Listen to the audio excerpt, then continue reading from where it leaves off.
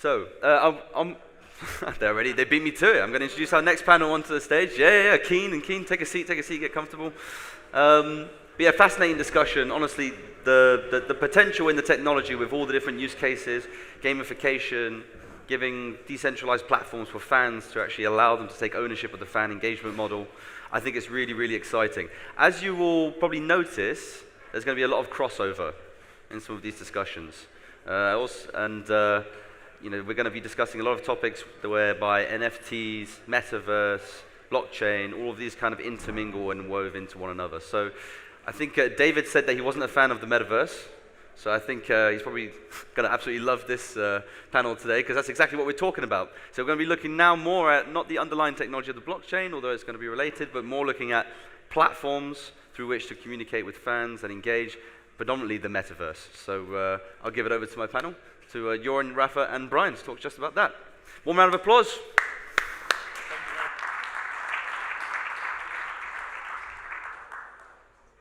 Okay, now we're on. Thank you for the introduction. And thanks to the panel before us. I think it's really nice to lead into what we're going to try to talk about today. Also, I want to thank all of you for giving us your attention and allowing us to participate in a conversation, hopefully with all of you here in the room and also out there in the metaverse. To get started, though, I want to just give my panel an opportunity to quickly introduce themselves.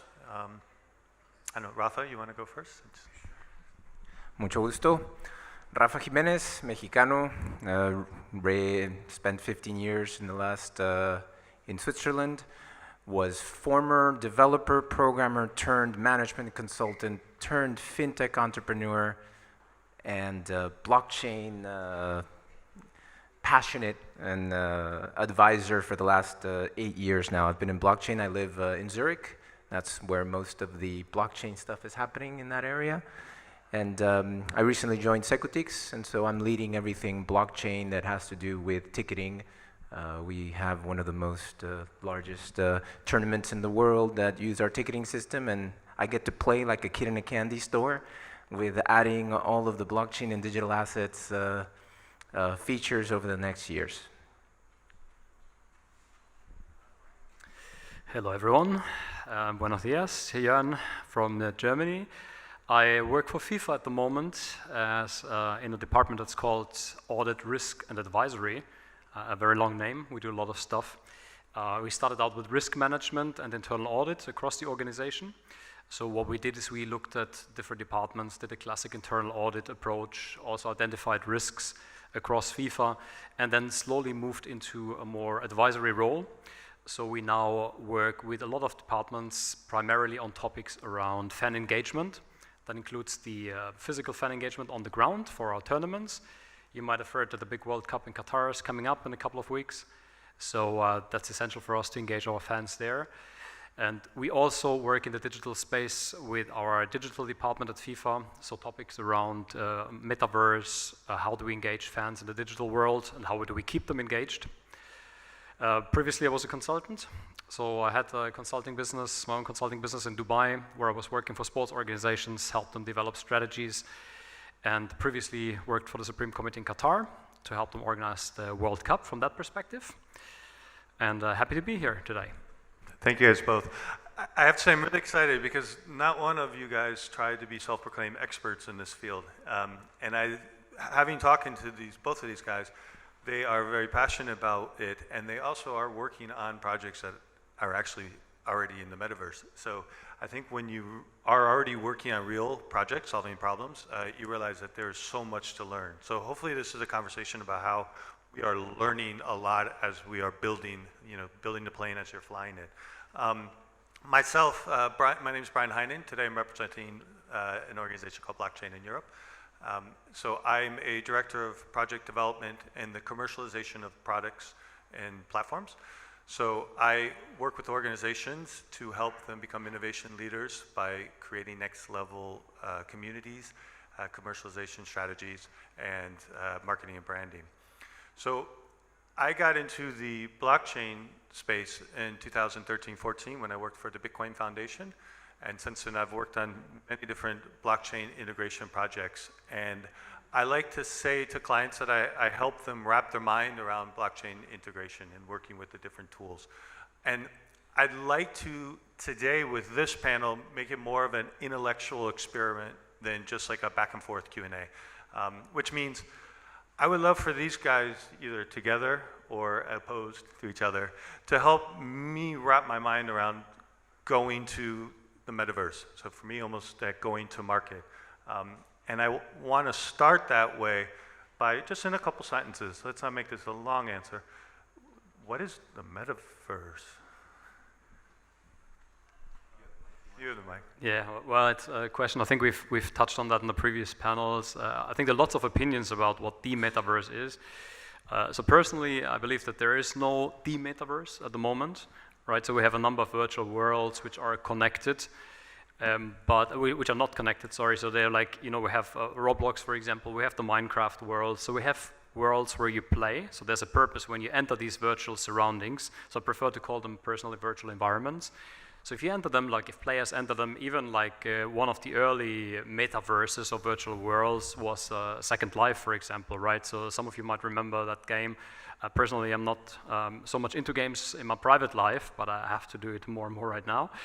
But I think these virtual worlds where you play games were like the starter, where you actually had to enter these worlds for a purpose, to shoot people, to interact with people, to build something, like in Roblox, for instance. Okay, so virtual right? worlds.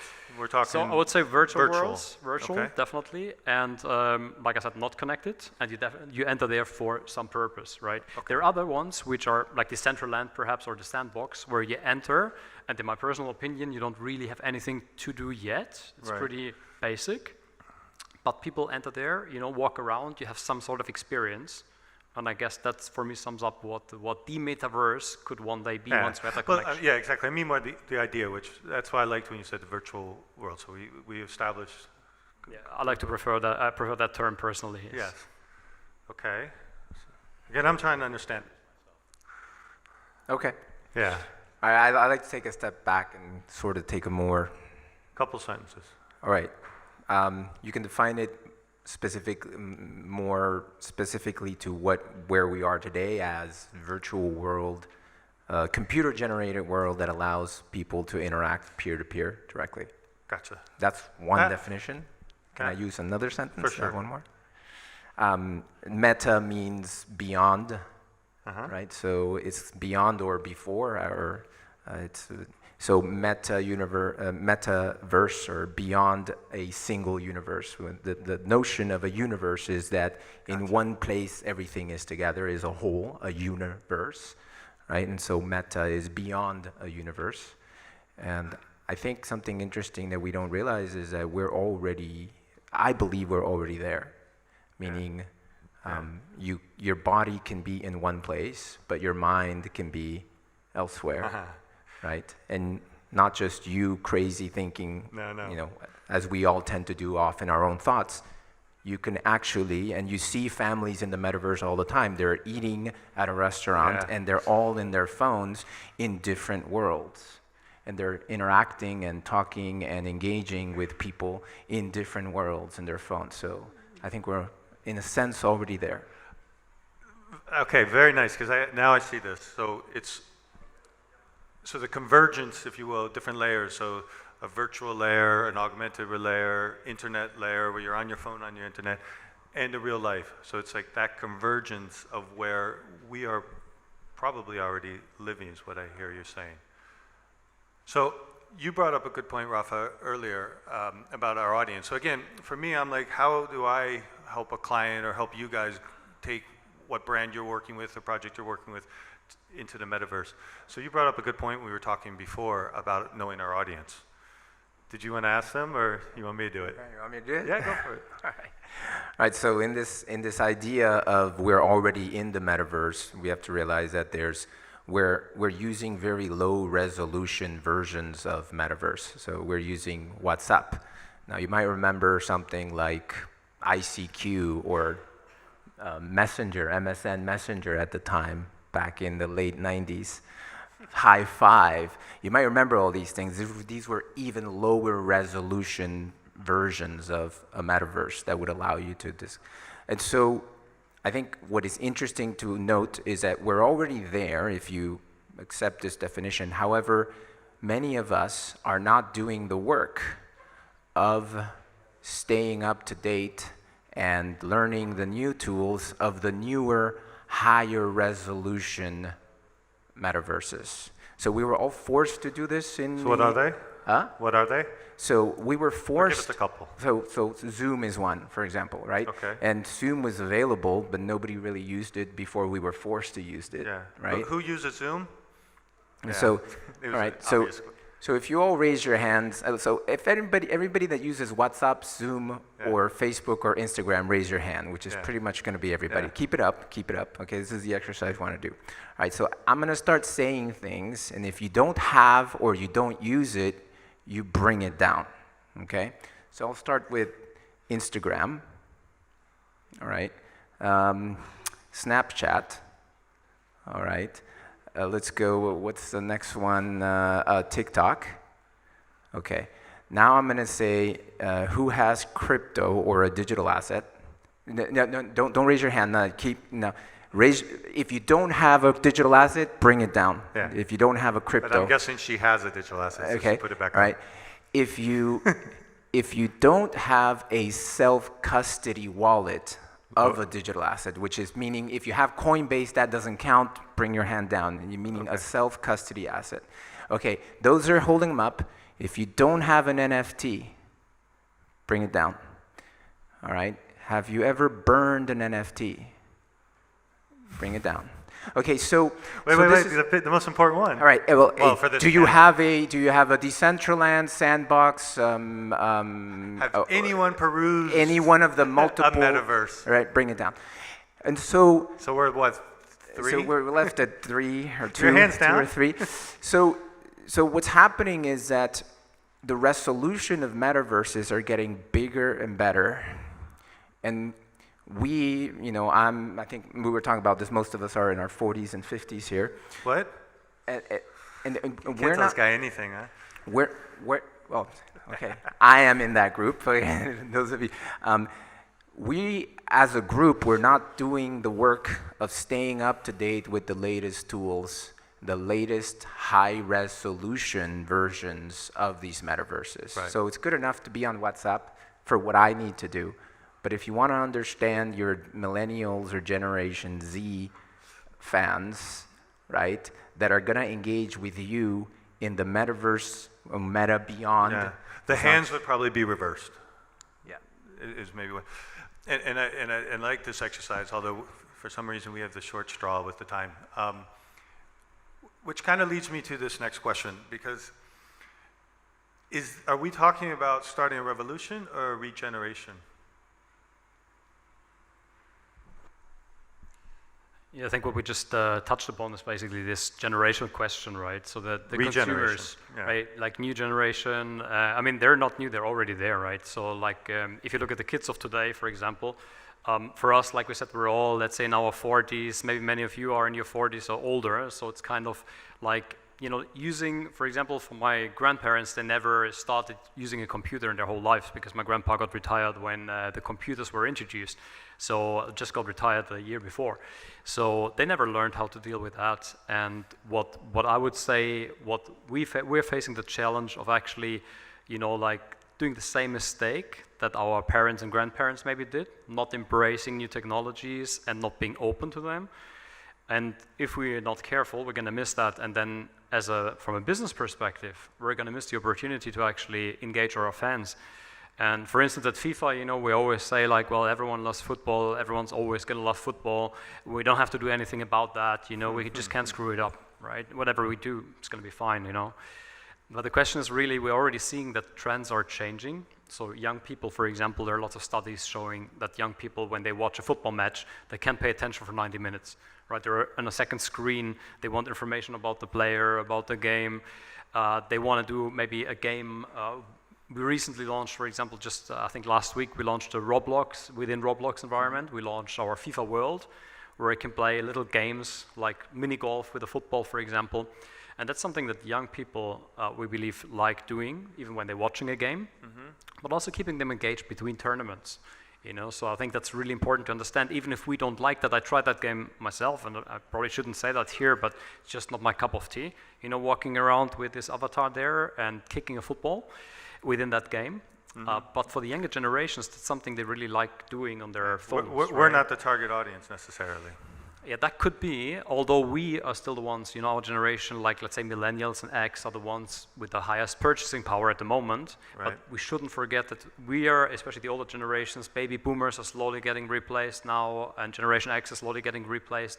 And then, you know, in a few decades, we'll have the now Generation Z and even the alphas being the ones accountable for the highest purchasing power. So we have to keep that in mind, right? Yeah, and the gamers of today are the customers and the audience members. Yeah, and some of them already today, right? Some of them are already, not, well, I shouldn't say wasting, I wanted to say wasting, but they're spending their pocket money basically to buy like a digital shirt in Fortnite. Yeah. You know, like, and not even an NFT, we're not talking about NFT, right? It's just a digital accessory for the guy walking around there in the game, which means there's nothing on the blockchain or something, you know? Right, and then, you know, then the question is, and the funny thing is, I saw like a friend's kid purchasing a pink shirt for the guy running around shooting people. And I was like, why are you buying a pink shirt? Because everyone sees you with that. I would understand if you buy a camouflage shirt, so they don't see you. But the answer was, yeah, but then I'm not cool, you know, I want to look cool, right? So that's a different attitude, I guess.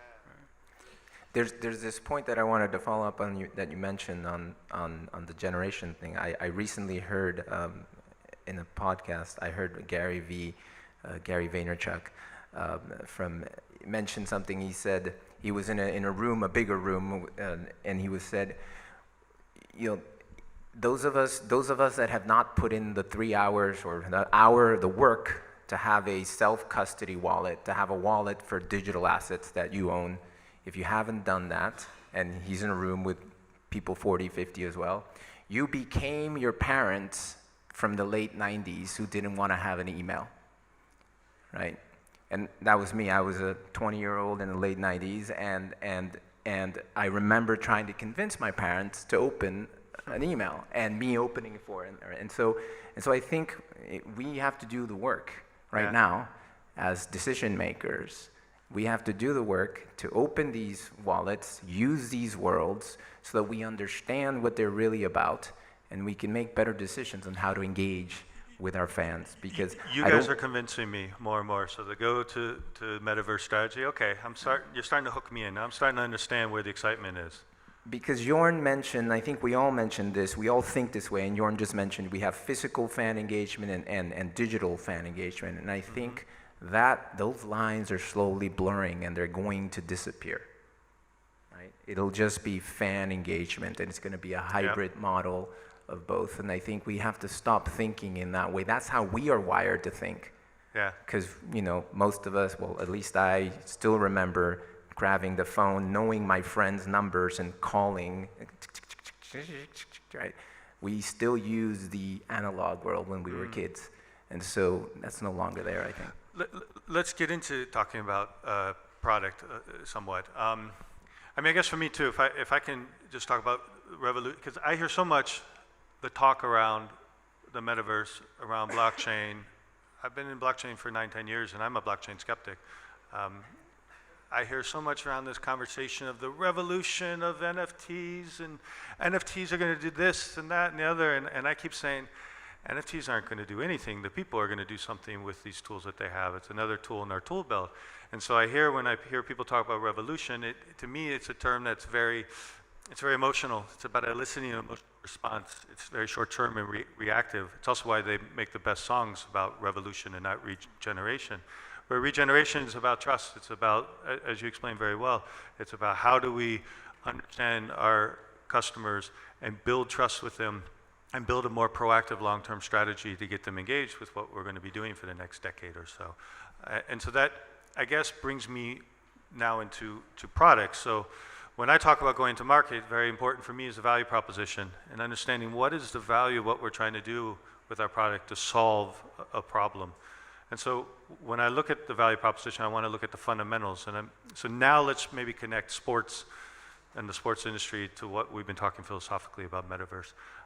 What is it about the fundamentals about working in sports that you guys believe can help me connect the dots with the types of products that you could actually do as people working potentially in the metaverse. Fine, if you want to start wrapping in NFTs or whatnot, I get that, but Yeah, I would say there are two perspectives. So one is the organizational perspective, and that's the one we tend to look at big organizations. So big organizations are thinking, with the metaverse, with NFTs, you can make money, get more out of your customers or consumers.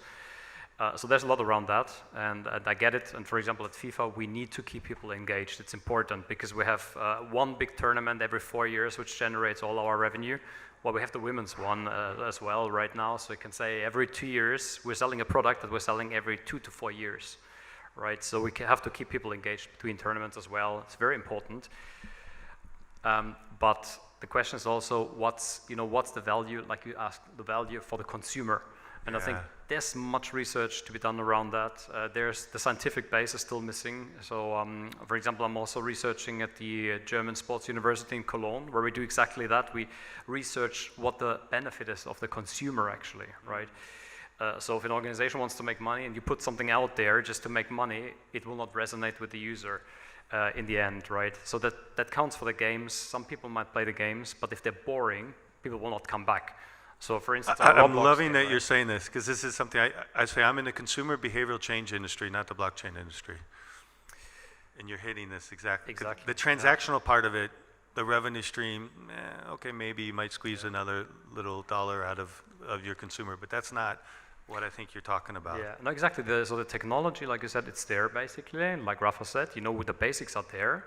And the products are coming out there. We've seen NBA Top Shots, we've seen FIFA Plus Collect. So organizations are putting out NFTs, for example, and metaverse applications, activations. But the question is, are they putting out there what people really want, or they're putting out something to make money, right? So for example, I'll give you one example. If you sell an NFT, right, and it's just a video, when you click on it, a video that everyone can also see on YouTube, for example, just taking like any example, where's the value added if there's nothing you get with this NFT, for example? Like for example, as a consumer, I don't want to use one of 100,000 or 1,000 kind of licenses for this video, right? The NFT. I want something else. For example, get access to special area, get, a connection to the real world even, with a wearable or something. So, some real value. It's utility. Exactly, like you can. But why don't we talk about that more? Like we talk about the hype of the transactional part of it. I'm not saying you don't. I think it's more because the focus is on making money quickly using the technology instead of looking at the consumer, what the consumer wants, right? And since I work at FIFA, I shouldn't say that too much. But of course, as an organization that's also needs to make profit or is profit oriented as well, right? I don't run from the hype, though. If it opens the door and opens up channels, great. It opens up engagement, great. But still, the mentality, the mindset of saying, well, what is the utility of what we're doing in this space going to allow us to do proactively? That needs to be there. Yeah. I think I'd like to take a step back and kind of move back to metaverse, because I think we went to NFTs, which is a topic in itself, right? I think in consumer behavioral change, you mentioned. I don't call them consumers anymore. I call them prosumers. The idea that you both produce and consume, right?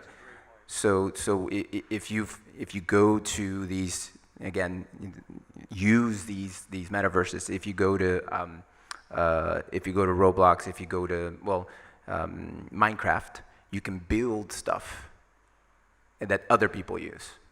Right, and so I think going back to this point of what can we do as an industry, I think it's no longer about pushing, it's about pull now. It's no longer about pushing your product or your content out there. It's about creating worlds where your fans can interact and giving them the tools so that they can build the experience that other fans will consume that a fan built, right? And going back to some of the things that were mentioned in the previous panel, somebody mentioned the previous panel sitting here, it's hard to connect with your fans. Well, the thing is, it's not that anymore. Your fans will connect with you. It's hard to know who your fans are. Well, you don't have to know who your fans are anymore. You build the world, and they're gonna come, and if they want you to know them, You know, this is a whole concept of GDPR, which is later moved into something that's called self-sovereign identity, right? And this idea that if they want you to know them, they will allow you to know them, right? So I don't know. There's a lot to unpack there, but I don't think we have enough time to. Yeah, I just want to add, because we were talking a little bit about the NFTs, so we didn't want to tap into the other panel. It's coming later, but it's the same in the metaverse, right? For metaverse applications, absolutely what you said. It's about the utility factor, and there's so much competition. Many sports organizations, not only FIFA, but the NBA, NFL. They're all putting out activations in the metaverse, right? Like activities you can do. So there's a competition for people's time. And that has to be done right, because otherwise, if people log on, let's say, into your virtual world, and it's crap, they will not come back. They will go somewhere else because there are lots of different options. So we have to get it right by listening to the consumers and really offering what they want. Yeah, and I'm really glad that you guys are both saying that, because that's a little bit sort of the last thing when I think about the go-to-market. I mean, I think there's a misconception that blockchain is technology. I mean, blockchain's a ledger. You build technology using blockchain on top of blockchain. Web3 is also, in my perspective, not technology, it's a mindset. So you use that mindset to build technology on top of the blockchain. And so, as Rafa articulated very well, the mindset now is not that brands are dictating what products and what you want as a prosumer. I'm going to steal that. It's not going to, yeah, I know, I'm going to steal from you. It's not about us dictating as brands on top of the prosumer. It's about creating the space where the brands become the custodian of that ecosystem, allowing the prosumers to create the type of experience that they want to have. And then the money and the revenue streams and the way that we capitalize on that as brands, that comes later. But it becomes a lot easier when you put your prosumer at the center of this and create a demand pull ecosystem. Is that fair? Is that what you're trying to say? And I know we're running short on time, right? Yeah, I mean, I think in football, I've heard this said before, like the fan is player number 12 on the field or something like that, right? The 12th man 12th person on the field, right? And so, I mean, if you think about it, the value of most of the brands of those that are here, our franchises, is the cornerstone, is that live event moment where there's 80,000 souls, you know, living an experience together. Sure, there's 22 of them that are playing against each other, but without those other 80,000 screaming and making this and roaring, you don't have that experience, right? And so I think the metaverse, which is a result of the increase of resolution of these technologies, is going to allow us to do things that we cannot even imagine today over the next 5 to 10 years. That's like saying in 1999 to my dad, one day you'll be able to press a button if you have an email and you use the internet, one day you'll be able to press a button and in less than 3 minutes in the middle of nowhere in whatever city, a car will come pick you up and take you. You're not gonna have to wait an hour or get it. And that's like, so we can't imagine these things. It's going to happen. Fans will take part of these events even more at the stadium, and even not at the physical stadium. There's going to be virtual hybrid stadiums where you will be able to experience and etc. I'm super excited. Yeah, I think we're out of time. Just wanted to add that I think that's exactly what Rafa said. You know, that the fans want to take part, they want to create. And the challenge nowadays is also that football clubs, I think we're here in Barcelona, it's a very good example. Most of your fans will probably never step foot in the stadium, you know, and never see a live game because they're all around the world remotely. Like I've used to travel a lot around Asia. There's so many Barcelona fans across Asia. It's incredible. And that's exactly at some point, you know, how you will engage them, how you will get them closer to your club or whatever your organization is, to give them this option to engage directly through the virtual realities. What I'm hearing is it's about asking better questions now than trying to have a better solution at this moment. Ask better questions to have better solutions in the future, not now. Do we have time to see if there's one question? Yeah, maybe I should ask the next panel. I hope you don't. Does anyone have, it doesn't even have to be a question. It could be just echoing or have a thought. Maybe people, yeah.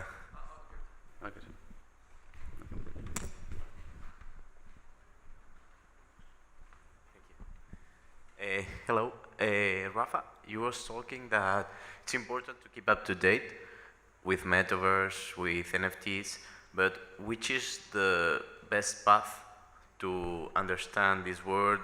Because there's so many information, which is more or less the best way to learn about it? I was thinking about that, and I was trying to make an analogy for here. You can learn about a sport by watching it and talking to other people, reading the rules. But if you really want to know it, just play it. Right? Just play it. So get out there. It's going to take time. I've been doing it for the last 10 years, but I do it because it's my passion and I love to do it. So I try everything. I literally have opened accounts and used everything you can imagine. But if you want to understand this, just get out there and play it. Yeah. I mean, I get all these emails of these events that are happening on metaverses, and so it's the Jose Cuervo, because I'm a tequila fan. I'm Mexican, so I have no choice. And so I got a message, and I went to the tequila space, the Jose Cuervo space on Decentraland, and I went and I watered the agaves and I harvested the tequila, and then you get like a discount to order. You get the point. Now, this all sounds ridiculous. Sometimes when you say it to us, I know it sounds ridiculous, but force yourself to play it, because guess what? If you tell somebody that's never seen football, if you tell them there's grown people running after a ball for 90 minutes and everybody loves it, that sounds ridiculous. Just play it, all right? Just play it, because you won't understand the passion unless you actually play it. You can just play it with your friends at a park. So you can just go to any metaverse that you hear about and just open an account and play it. Okay, we're out of time, but thank you all very much for your attention, and I hope that we can continue this conversation, because this is just the very early beginning of all of this. So thank you guys, and thank you as well. It's really nice to have you back.